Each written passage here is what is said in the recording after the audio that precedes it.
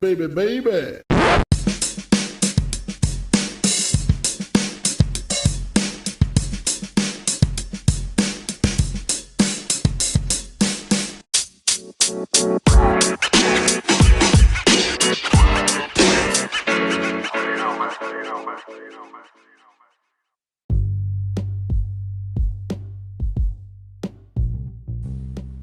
Hello, listeners. It's your boy NotoriousSA, aka Steve Anderson, aka Mission Accomplished. I was recording something last week about Afghanistan, but the situation on the ground changed significantly, so much so that we no longer have a military presence in Afghanistan. So I was going to publish something last week, but because the circumstances have changed, I kind of wanted to let things settle and then update it. So as of now, happy September to everybody. It's September 1st as I'm recording this. The U.S. military has now left Afghanistan. The story of how we got to this point is long and winding, but the too long did not read version is, you probably remember, the United States was attacked on September 11th of 2001. We responded with military operations in Afghanistan to try to root out Al-Qaeda, who was hosting training camps in Afghanistan protected by the Taliban. And of course, Osama bin Laden was the culprit we were looking for. That later turned into a war in Iraq. Then we got another president, and then some other stuff happened, and then we got another president who made a deal with the Taliban, and then we got another president who decided that I'm going to actually just try to straight up just end the war. And the resulting collapse of the Afghani government and the remaining people that are left, a lot of people are arguing if that was inevitable or not. There's a lot of bad faith arguments from people who are trying to attack President Biden unfairly, or trying to rewrite history of why there was a deal with the Taliban in the first place, or how when it was Trump being president it was fine, but now that Biden is president it is no longer okay. Even though the deal that Biden is acting on is the one that Trump acted on, which of course he could change, as he said he would with other policies. But if he wanted to get out of Afghanistan, wouldn't it have made sense to work with the plan that was already in place? And granted, it all went to shit with the airport. And you know what? People need to be held accountable for this. But I think there's a calculation in the Biden White House that the American public will not like what they see on TV. But now the troops are out, the story will shift. As I'm watching CNN right now, according to what they're saying is that the White House is going to shift focus away from Afghanistan, which of course they would. Why wouldn't they shift away from Afghanistan?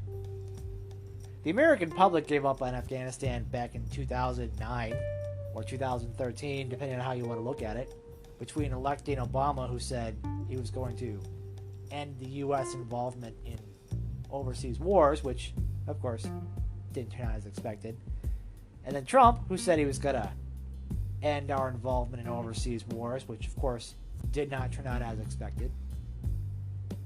Now Biden's doing it,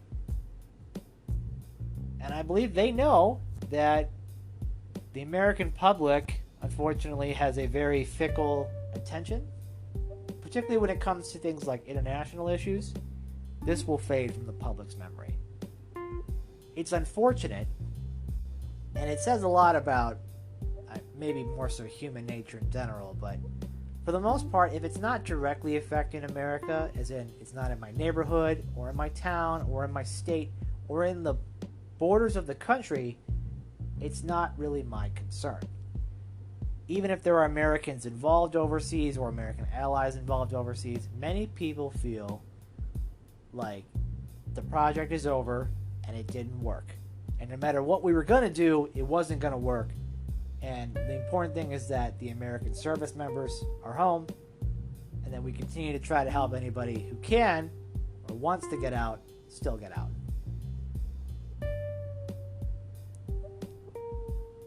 Many people on the Republican side of the aisle, including myself,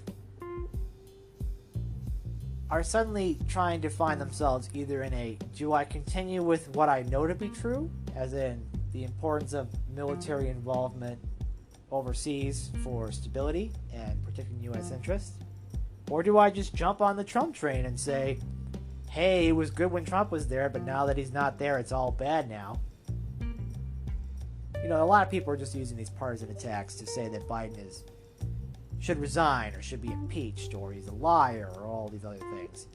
Now, I'm not going to say anything about it being completely ironic, the fact that many people who defended Donald Trump every time, even over the stupidest and most obvious lies, now demand a very high standard of President Biden.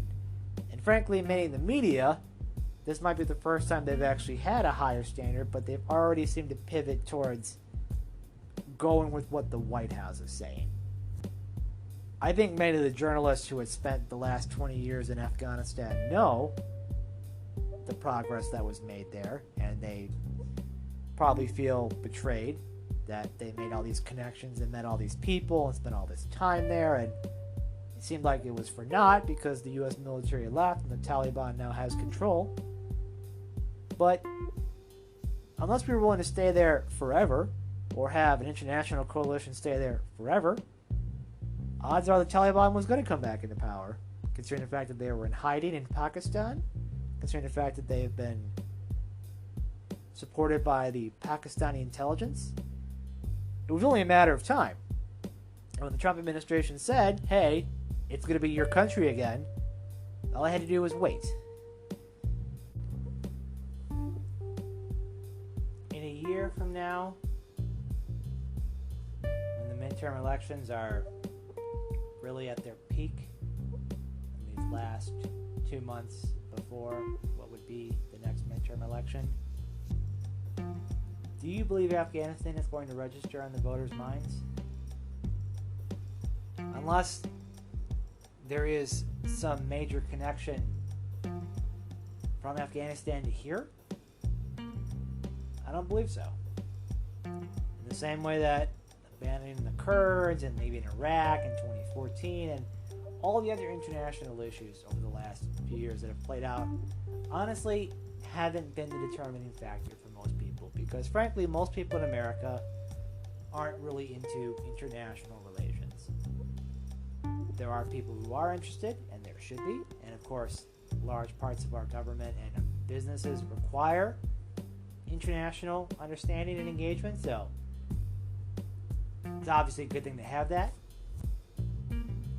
But politically speaking, if you think that Republicans are going to be playing images of what's happening in Kabul or what was happening in Kabul to try to paint the Democrats as,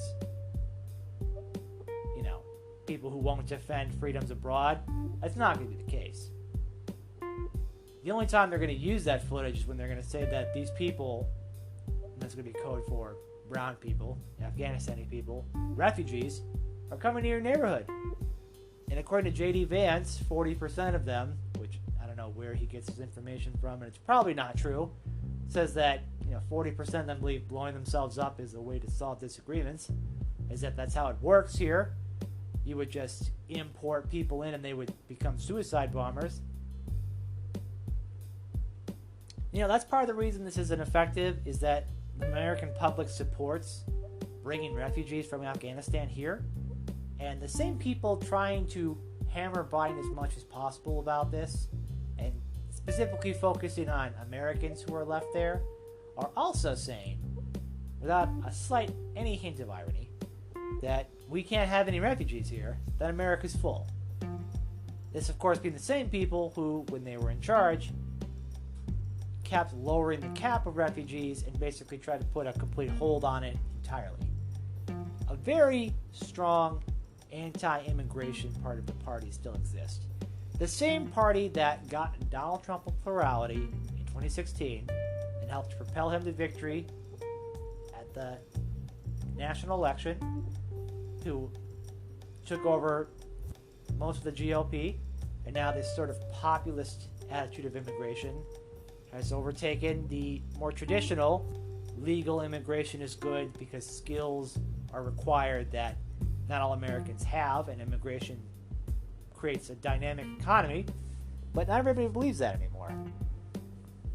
Not to mention the fact that the former president, Donald Trump, has gone on the air and essentially proven to everybody why he is no longer president in the first place, is that he is also detached from reality and very much still insistent on his administration being the best thing that's ever happened to America, and convincing his followers and trying to convince the rest of us that the 2020 election was in fact illegitimate.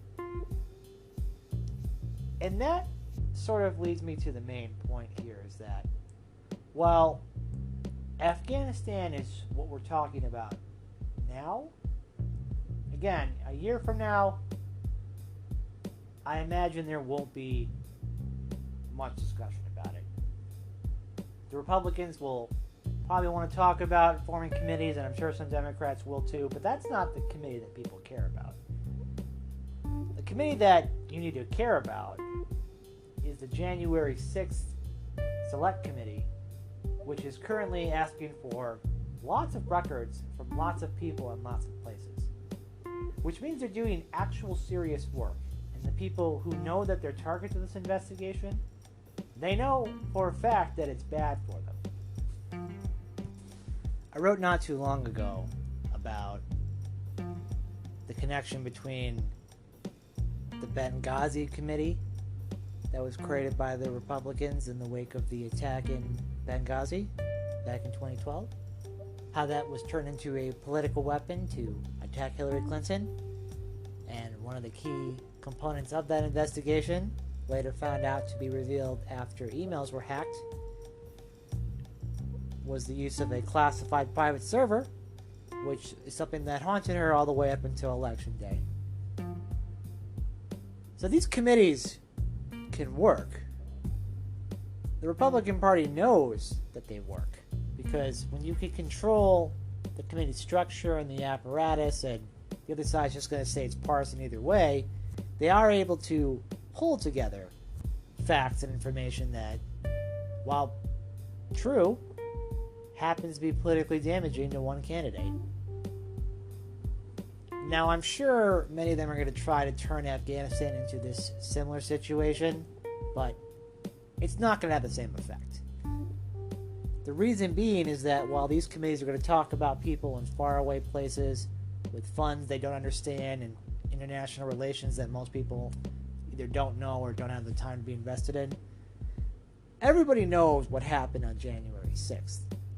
The American public knows what happened because they saw it happen on live television. They saw it streamed over the internet. They see clips of it on Twitter and on Instagram and on Facebook and on Reddit and on whatever other website you want to use. We now know that many in the GOP are trying to retcon the insurrection by saying it's not an insurrection.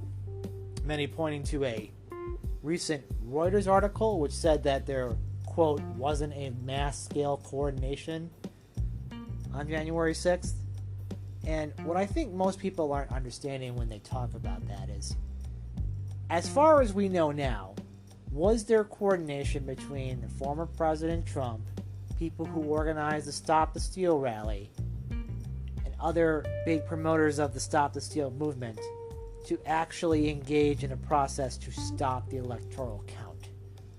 Now, it seems clear to me that based on the charging documents, people, not a lot in the grand scheme of the people who were arrested, but there are people who wanted to get into the building and try to stop the count, which of course was followed by the mob of people, which was encouraged by the former president, who wanted them to stop the count, or use this as an attempt to try to stop the certification of Joe Biden's election.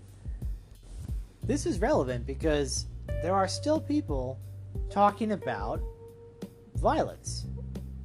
There are people who are convinced the election was stolen, and that therefore they can talk to election workers and other officials in a very detrimental, hazardous, and even threatening manner. You have people like Madison Cawthorn saying that he's trying to avoid bloodshed, but if it comes to it, he'll have to defend himself. Again, there wasn't any fraud. Madison Cawthorn, who is very likely a racist and just all the other terrible things you can imagine, is just trolling for attention and trying to become the new hot face of the Trump GOP. And frankly, that attitude may work in a congressional district in North Carolina, but it's not going to have a very far appeal outside of those very pro-Trump spaces. When people like Kevin McCarthy and Marjorie Taylor Greene talk about threatening telecom companies, and I probably should have mentioned this earlier if I didn't, the January 6th Select Committee has sent a bunch of records requests for numerous social media companies and telecommunications companies in regards to communications between the White House, President Trump, his family, and other backers of his about what was happening on January 6th. I can definitely see a bit of Denver Riggleman in there. If you don't know who Denver Riggleman is, he's a former congressman, guest on The Bulwark, intelligence specialist, veteran. Look him up.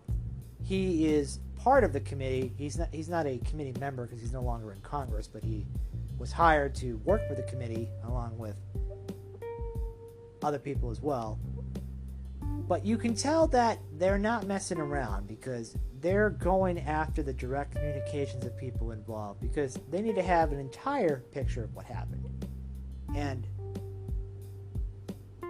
as I said earlier, we all saw the insurrection happen on television, and we see afterwards clips that come out from the Justice Department of video that was received either from online, from the perpetrators, or increasingly from police body cam footage showing police officers being attacked and berated and all sorts of the bad, terrible stuff that occurred there.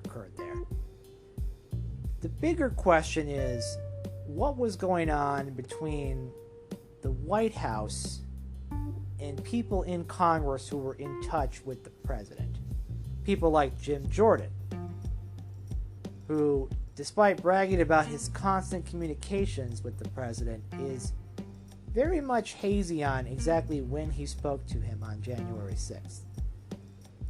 People like Jim Jordan, who have been early boosters of election fraud going well into September of last year, before the election even occurred. And of course, when the election happened, and to the surprise of no one who knew what was happening, when Donald Trump lost, all of a sudden the people who were primed to say voter fraud said voter fraud and convinced a large number of people that the election was in fact stolen. These are the issues that are going to be affecting people in the future.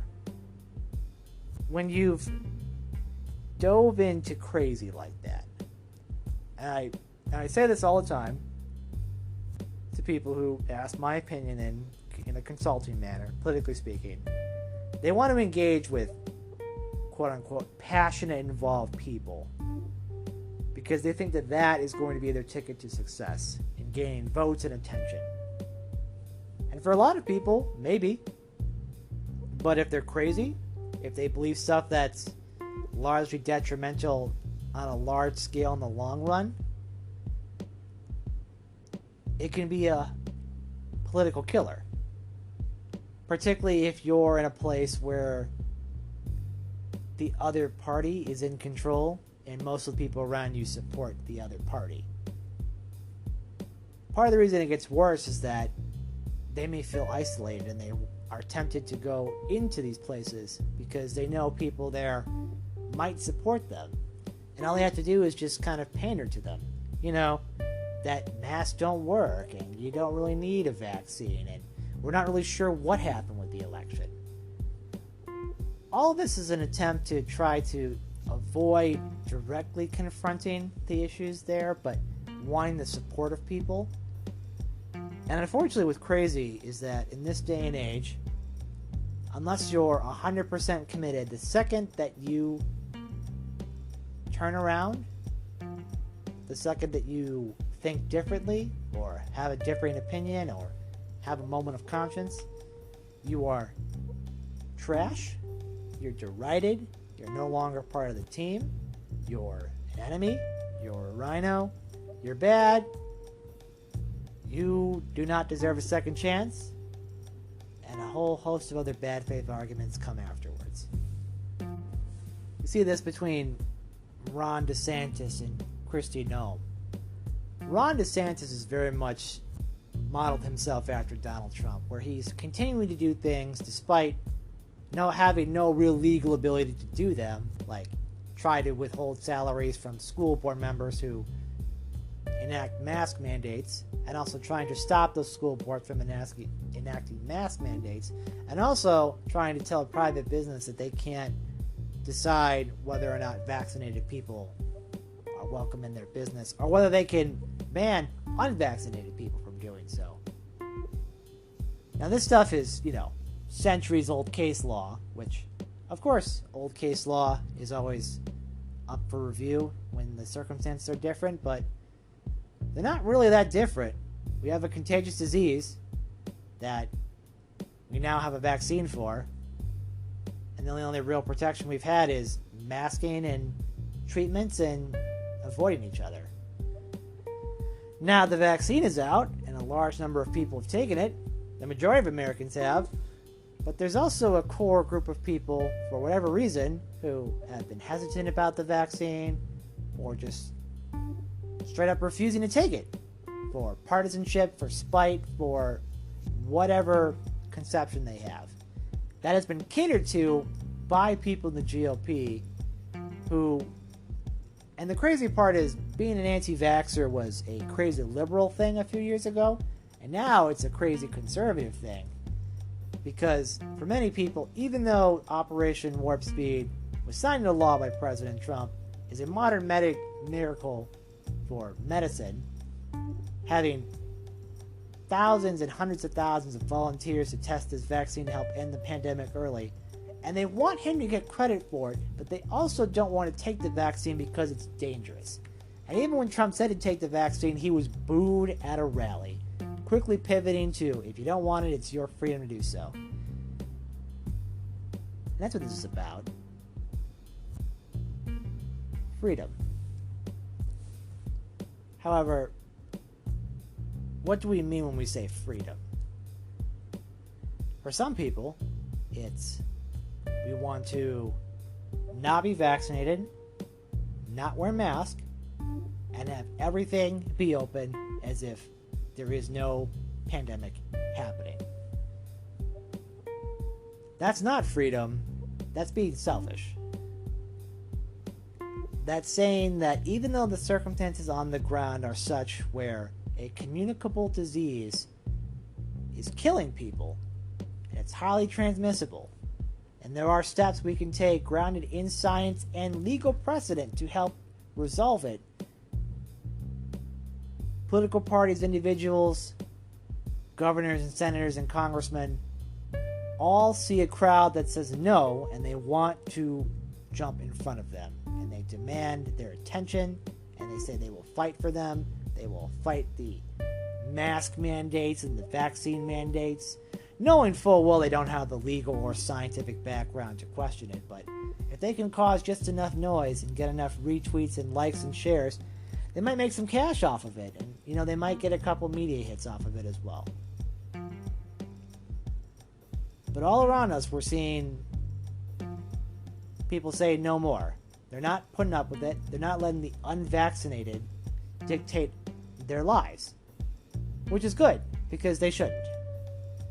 the unvaccinated, those who are medically able to but choosing not to, the scale of it is keeping us from having the pandemic subside. Even though people are vaccinated, people are still dying from COVID. In Florida, even though the vaccine's available, there are more people dying from COVID than there were last year when there wasn't a vaccine. And now kids are getting sick. Previously, it was thought that kids didn't really get it as much, but now we're seeing that the new variants are starting to attack them. And nobody wants to go back to remote learning. There's also this group of people who refuse to have people be vaccinated wear a mask. And you know what? It's multifaceted. There are teachers' unions that will not pressure their members to get a vaccine and will fight vaccine mandates. Lots of other unions are doing it too. There's a lot of hypocrisy going around everywhere. A whole lot of everybody needs to be part of the collective solution, but also not if it violates my convenience. Not my rights, my convenience. So if I'm in a union or I'm employed and I don't want the vaccine, I can just choose not to take it, even though I would get tested, even though it's their right to fire me if I don't get vaccinated. You know, there were so many people who got vaccinated for years. They went to school. They went to high school. They went to college. We all had to have vaccines to go to these places. This isn't new. We all have records of when we were immunized. And it's not as if the COVID vaccine is some huge radical change in how vaccines work. Sure, some of it's mRNA, but it doesn't change your genes and it doesn't have all of these terrible effects that people say. And the fact that people are choosing now to be vaccine skeptical, when I'm sure for years, up until recently, they didn't think twice about it, except for the very small percentage of populations that didn't. Now it's widespread. And you know what happened before when there were pockets of places that didn't get vaccinated? You had outbreaks of diseases we thought were eradicated. And guess what? Now, with a global pandemic happening and a vaccine that's available, a large number of people, for whatever reason, ethically, religiously, or if you medically can't have a vaccine, I'm not here to judge you for it. You know, if a doctor, your own doctor, and other doctors have said, try not to take it, or you can't take it now for whatever reason, I'm not here to stop you. But if your doctor has said, get the vaccine, there's no reason you can't get the vaccine, and you shouldn't, and you're not, and you're actively telling people to also not get it, you're part of the problem here. If I was telling people to not get flu shots, or not get MMR shots, or smallpox, or not get vaccinated for malaria if they were going somewhere, I would be giving them bad health advice and putting them at risk, and possibly putting other people at risk, because that's how you spread diseases. But you know, for the selfish people out there who just want to troll and who don't care about the public health or actual civil liberties when it comes to pandemics, it's just a matter of whenever the person I like is in charge, that's what matters, and whenever the person I don't like is in charge, it's no longer valid and I no longer have to listen. I hear talk radio hosts who haven't died of COVID after saying it's a hoax, saying that, you know, this administration is illegitimate.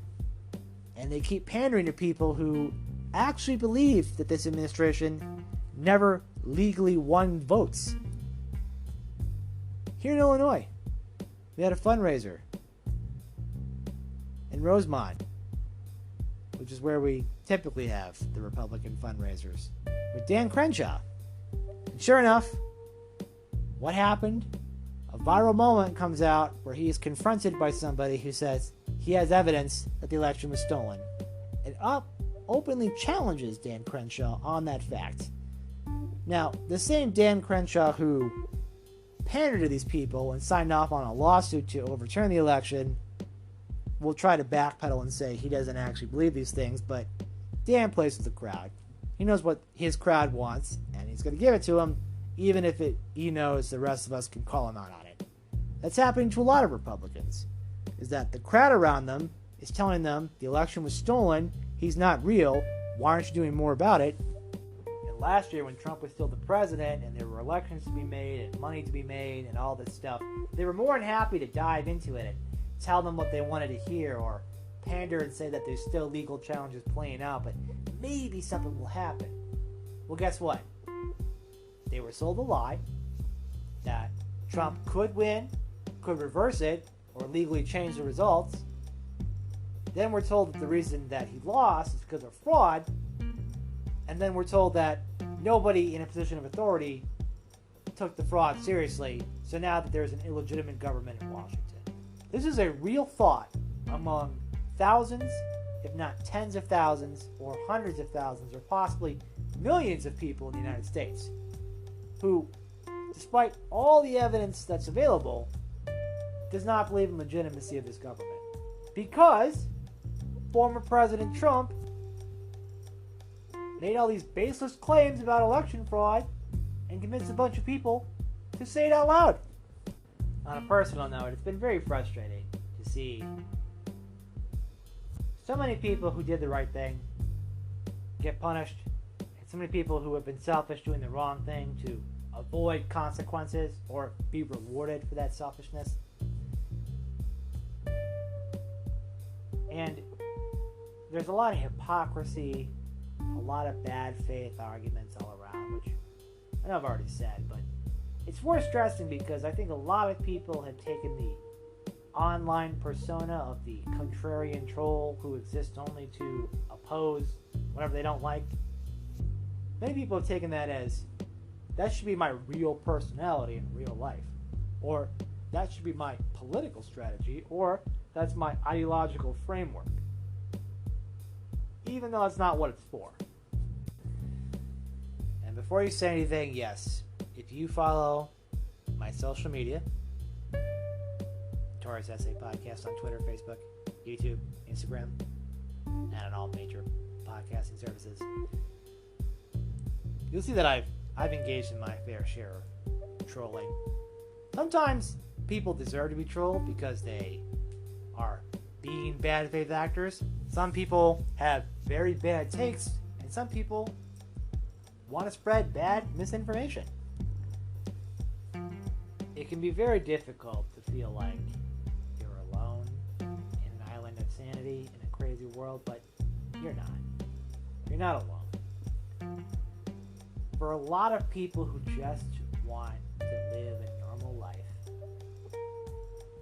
they were tired of the Trump years, they were tired of the crazies on both sides, they were tired of the pandemic, they were tired of everything, and they just voted to have some sort of normal, functioning world that we can live in. And unfortunately, too many people have decided that their freedoms matter more than anything else.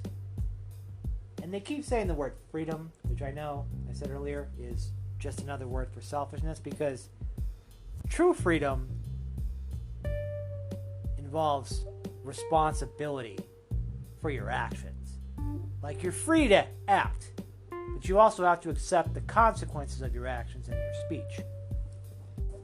For many of these people, it's, I don't want to wear a mask and I don't want to get vaccinated, but if I do get sick, I demand to have medical attention, and the idea that my medical needs would be pushed aside because somebody else is sick and I need to be in an ICU bed, it just goes to show you that they aren't thinking in terms of, a rational framework. It's a me first strategy where I don't like it, so it's bad and doesn't exist, but if it does happen, I demand immediate medical priority. And look, we shouldn't be in a position where we're telling people they don't deserve medical treatment because they didn't get vaccinated. But if you're not getting vaccinated and you're in an ICU bed and you're taking up space from somebody who needs something else not COVID related because they got vaccinated, one would think that kind of selfish response would trigger people to get vaccinated. And hopefully it has. I don't know how many deathbed confessions of "I wish I was vaccinated" to be heard before people realize that if you don't get vaccinated, you are gambling with your life. Not to mention, by being out in public places, not wearing a mask, and not vaccinated, you are risking the spread of the disease. I'm not a disease expert by any stretch of the imagination, but I think most of us are well aware of the steps that we've learned over the years, whether it's learning about the influenza epidemic of 1918 or seeing what other countries have done with SARS and with Ebola. You know, it's not as if this is a whole new thing we have to figure out. It's a disease, right? It's a disease we're trying to prevent hospitals from being overwhelmed from and from killing people. And the key to eradicating this disease, and if not necessarily eradicating it, but to have it be sort of out of the sphere of pandemic, endemic, and into a controlled setting, is getting people vaccinated and stopping the spread of it. But because people are choosing to lose their jobs and get fired and not go to school and be disassociated from their family, not because they medically don't need a vaccine, but because they're choosing politically to not get one. You know, when 30% of the country is doing that, that is enough people in enough places for it to spread. And it's killing people in mass numbers. Again, after we have a vaccine available that's free, that you can get pretty much anywhere, that they even offer to come to your door. And yet these people kept attacking them. And they're mad that lockdown measures are being considered, and mad that their kids have to wear masks and they have to wear masks. Well, did you ever wonder maybe you're part of the problem? That maybe I'm just one person, but if me and 10,000 other people around me don't get vaccinated and don't wear masks while a pandemic's happening, we might spread disease amongst us that is deadlier and mutated and more contagious than the previous one? Honestly, I'm not sure what the title of the podcast of this episode is going to be. It might just be me ranting. It might just be me talking about Afghanistan and vaccines. I was going to try to break it up, but I decided not to. I've been trying to make stuff happen, and, you know, things don't happen. And now that it seems like we're sliding backwards into the pandemic, you know, as jobless aid is ending, and as people are getting crazier and attacking medical professionals at school board meetings for merely explaining that masking people who can't be vaccinated is a good idea to help reduce the spread of the disease. Too many people have been allowed for too long to be selfish and get away with it or be rewarded for it. Not advocates of personal freedom with appropriate amounts of responsibility, but advocating a selfish, childlike, my rights and freedoms are the only thing that matter, and if you get in the way, I will not hesitate to violate your rights and or engage in violence to get what I want. Even if I lose fair and square, even if the science isn't on my side, if the public isn't on my side, even though I have the right in America to live as a minority of thought or whatever, right, and not have the government generally come after me, there are people who think that not only does that no longer apply, but I have to actively be engaged against people I don't like, because if I don't, they're going to, even if they're not. The idea that they might do it means that I have to do it. That's how you get the Flight 93 essay. That's how you get the Federalists and American Greatness and all these other places who just defend Trump and contrarianism, regardless of if it hurts them or their own ideological consistency or their lives. And it just once again shows that the particular quirks that humanity developed to evolve in the modern day that we live in can result in situations where we have fractured information spheres, and there's significant overlap in people who believe that COVID isn't real, or it's overburdened or overplayed, and the election is stolen, and Democrats eat babies, and other Republicans hang out with the Democrats who eat babies, and etc., and etc. And lots of people who have very paranoid thinking about governments wanting to institute forever masks and forever programs. As if we're all not trying to just not live in a world where deadly infectious disease is still spreading everywhere. As if we're not trying to just have COVID be another disease that we could vaccinate our way out of. As if we've done it before. And then we see what happens when these people decide that they're selfish. And this goes back to something that I've said before. Something I learned a long time ago, and I realize now that some people took it intuitively. When I was told that there is no such thing as a wrong opinion, but there are wrong facts, he taught people that their opinion can't be wrong. And as long as your opinion is never wrong, you can always find some sort of quote-unquote facts to justify your opinion. And you know what that opinion could be? I like mushrooms on pizza. It could be, I think the U.S. should stay in Afghanistan and build a military base. Both of which are seemingly controversial topics for some reason. And of course, the idea that I'm allowed to go out and live my life as I see fit, as long as I'm not violating other people's rights.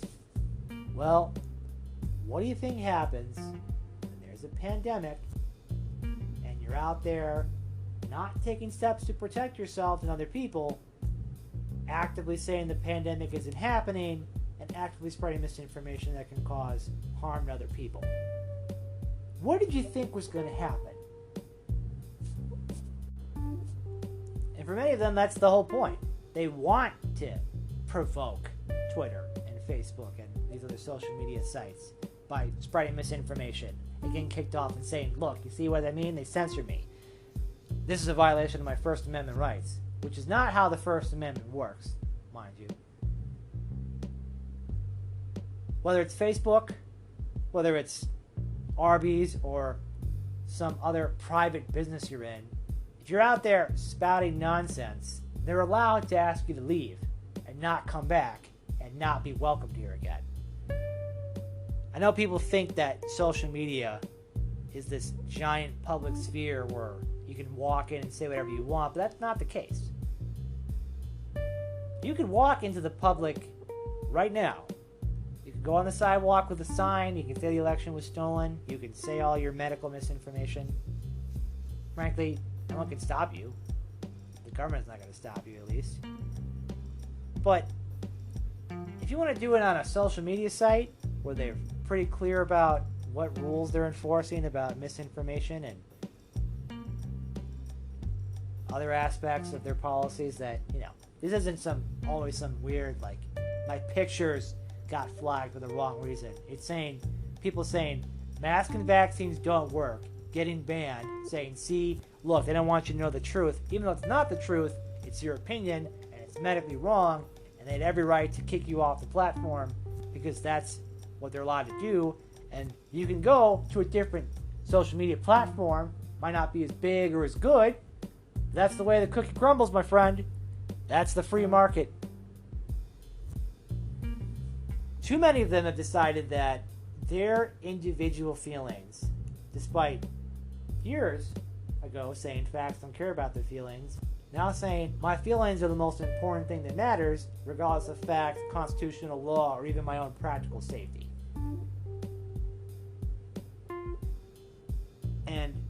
I'm caught between angry and frustrated, disappointed and nihilistic. You know, what are you supposed to do when you hear somebody who said that COVID wasn't real, it's a hoax, that what they're trying to do to stop it is more dangerous than the disease itself? What do you do when people who say that unrepentantly for months all of a sudden get sick and die? Sure, you can be sad about it.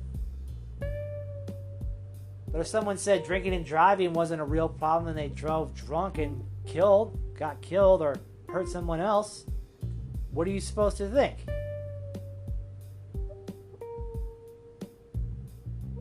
You know, I posted on Twitter not too long ago that I was tired of people who were trying to game the treat others the way you want to be treated scenario, where they demand respect from you, for their crazy ideas and their nonsense, right? But if you criticize them or call out their ideas as dumb, they say you're being disrespectful. They say you're the one in favor of censorship. They say you're the one who's in favor of totalitarianism.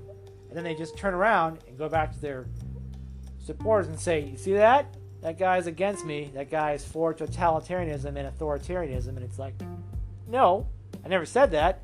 I just said your opinion on vaccines does not match what the evidence said.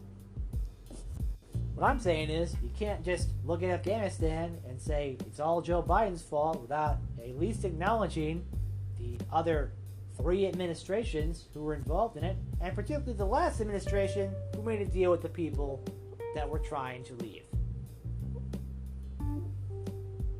Or trying to get out of Afghanistan, or trying to control Afghanistan. You know what I mean. It's become far too easy to engage in bad faith. Because I think the internet, unfortunately, allows for that. While it does allow us to communicate in good ways, and it allows us to connect with places that are excellent free thinkers who want to engage in well-reasoned debate, the same system also can perpetuate this kind of toxic, childish nonsense that if an algorithm feeds onto it, it dives people in, and that's how you get video after video of QAnon conspiracies and anti-Biden memes and pro-Trump memes. And if you dive into that side of Twitter long enough, you can start to feel crazy because you just see people posting stuff that's obviously lies or not true, which again, Twitter's not real life, so you shouldn't spend too much time on it anyway. But it can affect your real life, and the information that's spread on it can affect other people. I guess what I want to say is that I hope to all of the brave service members who served in Afghanistan, I want to say thank you for doing a job that most Americans wouldn't, and the American public gave up on long ago, but you guys were still there. To all the people who helped evacuate anybody that we could get out, welcome. I hope they all come here soon. They'll be great Americans.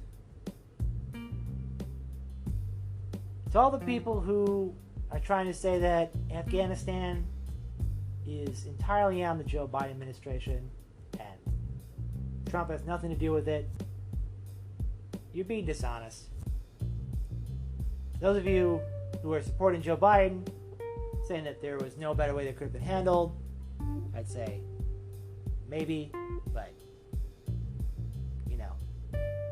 what are you going to do? They've obviously decided this is going to work. And frankly, hey, they may learn from the last administration. If you just double down and never backtrack, people begrudgingly respect you somehow.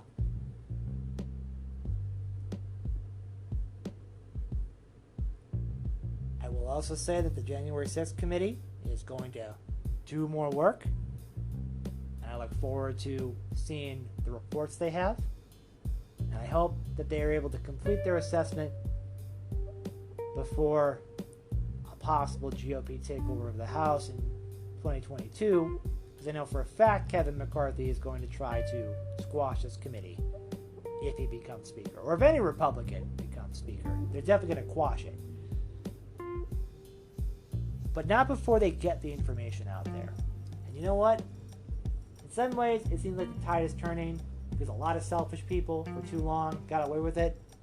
And I think it's because of the very top of the American government, the very person that we saw every day, whose tweets we saw, word for word, and people talked about how they knew him and they talked about his desire. There was a standard set for selfishness and a low bar, and whatever Donald Trump did was good, and whatever anybody else did was bad. If that's the bar we've set, then Joe Biden's going to clear it for the American public, which, as much as people tried to have it clear for Trump, they couldn't because he was his own worst enemy. But if they can know that some of the techniques he used work, including doubling down and not apologizing and, trying to take responsibility but also blaming everybody else in the process, that if you have enough people who agree with you, then what are they going to do about it? Nothing. They can't do anything about it. They can be mad and throw a hissy fit, and Eric Erickson and all these other people can talk about how they believe that Joe Biden, this thing is worse than anything that happened in the Trump administration. And you know what? That's just bullshit. It's just bullshit. Granted, it's only been 1 year into the Biden administration, barely, and Afghanistan has fallen apart, which we all thought it was going to, and he's the man in charge. But to pretend like it has nothing to do with the previous president, and that the previous president is immune from all of this, it's just another bad faith argument. I hope the people of Afghanistan, whether it's the remaining people in their anti-Taliban alliance and all the other activists who have been there over the years, can fight back whatever way they can. I really hope they can. I am concerned about what happens if ISIS infiltrates the area, because as we saw from the attack on the airport, if the Taliban has their own enemies to worry about, then it's about to get far more complex. If Al-Qaeda was an ally of theirs and ISIS is not, if ISIS is in there saying we're going to mess some shit up and the American government won't be there to stop it, or have troops on the ground and we're relying on the Taliban to stop it, there's a whole lot of concerns that go with that as well. It should be noted, the American public should care about what happens to the refugees and should care what happens afterwards, but frankly, my guess is that they won't. My guess is that they're going to forget about it, and they're going to be focused on domestic issues going forward. And frankly, the pandemic and the economics of the pandemic are probably still going to be the dominating factors for the next year. Things can change. I don't know for certain how much they'll change, but I do know that things will get better. They were getting better, and sometimes we slip. That happens, but things will get better. I say it to myself because I say them get better. I don't know, quantitatively, all the tools are there for it to get better. I may not feel it in my own bones some days, but I know things will get better. I know the people who are engaging in bad faith now will likely not be remembered in the future as somebody worth remembering. We'll remember those who did the right thing years from now, and we'll look at those who were part of the wrong thing, and hopefully they've repented or redeemed themselves, but not everybody can, and not everybody will, and not everybody wants to. And that's the thing about America, is that people get to live their own lives. Up until they start affecting the lives of others in a way that possibly threatens them.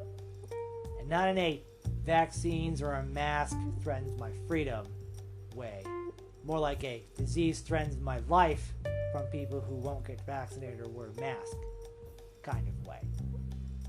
Like people who think we should have just left Afghanistan as soon as possible, but now blame Joe Biden for leaving Afghanistan as soon as possible, while also saying we're not going to take anybody from Afghanistan who's going to help us because we're just importing Democratic voters.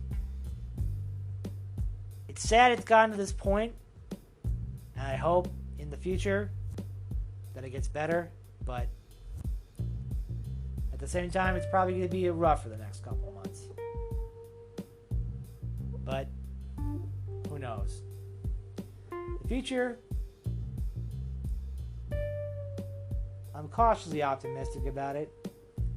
I believe between the vaccine mandates, troops coming home, and people no longer letting the disrespectful run the show, that we are on the path to better days ahead. So if you're still here, I appreciate your time. I appreciate you listening. Seems like more of a rant than it is a coordinated episode or anything. I don't know. I haven't really felt inspired to talk much about anything. If you haven't read my latest article, it's about the census maps in Illinois. The legislative maps based on the census data that came out. When I wrote it, they had originally passed a series of maps using 2019 ACS data, and I showed how that was different from the actual 2020 results. They've since changed that. I'll probably write an update to it later, but for right now, I'm just recording this. So, ladies and gentlemen, and non-binary, and whoever else is listening, I promise the next episode will be a bit more organized, be a bit more cohesive. This is more so just had to get some thoughts out, and I appreciate anybody here who listened, and I hope you guys have a wonderful day. And make sure to wake me up when September ends.